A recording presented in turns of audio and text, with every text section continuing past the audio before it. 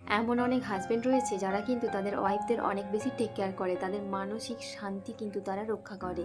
আর সে কারণে কিন্তু ছেলেটির বাবা মায়েরা এতে করে অনেক দুঃখ পায় এবং ছেলেকে তারা বলতে বাধ্য হয় যে আমরা তোমাকে ঠিক করে মানুষ করতে পারিনি, কারণ তুমি বৌমার কথায় ওঠো আর বসো। কেন তাদের এমনটা মনে হয়? কারণ ওই ছেলেটির মা কিন্তু তার স্বামীর কাছ থেকে একই রকম কিন্তু যত্ন এবং সেবা ভালোবাসা কিন্তু পাননি। আর ছেলেটির বাবাও হয়তো ইচ্ছে থাকা সত্ত্বেও তার বাবা মায়ের চাপে নিজের স্ত্রীর ঠিকমতো যত্ন নিতে পারেননি, অথবা হয়তো ইচ্ছে করেই তিনি তার স্ত্রীর ঠিকমতো টেক কেয়ার করেনি।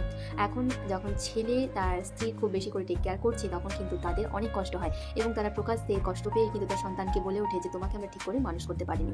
অথচ ছেলেটি কিন্তু সমানভাবেই কিন্তু তার মা বাবাকেও শ্রদ্ধা এবং ভালোবাসে। তো সেই রকম হাজব্যান্ডদেরই আমি আজকে বলবো, আপনারা যারা আপনার স্ত্রীদের বেশি করে টেক কেয়ার করছেন তারা আরও অনেক বেশি করে ভালোবাসুন এবং টেক কেয়ার করুন। এতে করে কিন্তু সমাজ বদলাবে। মানে আপনার স্ত্রী যখন শাশুড়ি হবে, তার কিন্তু তার বৌমা সব কিছু পাওয়াতে কিন্তু তার জেলাস হবে না, কারণ সেও কিন্তু এইরকম একটা স্টেজ পেরিয়ে গিয়েছে। সে কিন্তু আপনার অনেক ভালোবাসা যত্ন পেয়েছে, আপনার থেকে অনেক মানসিক শান্তি পেয়েছে। ছোট ছোট বড় অনেক ইচ্ছে কিন্তু আপনি তার পূরণ করেছেন।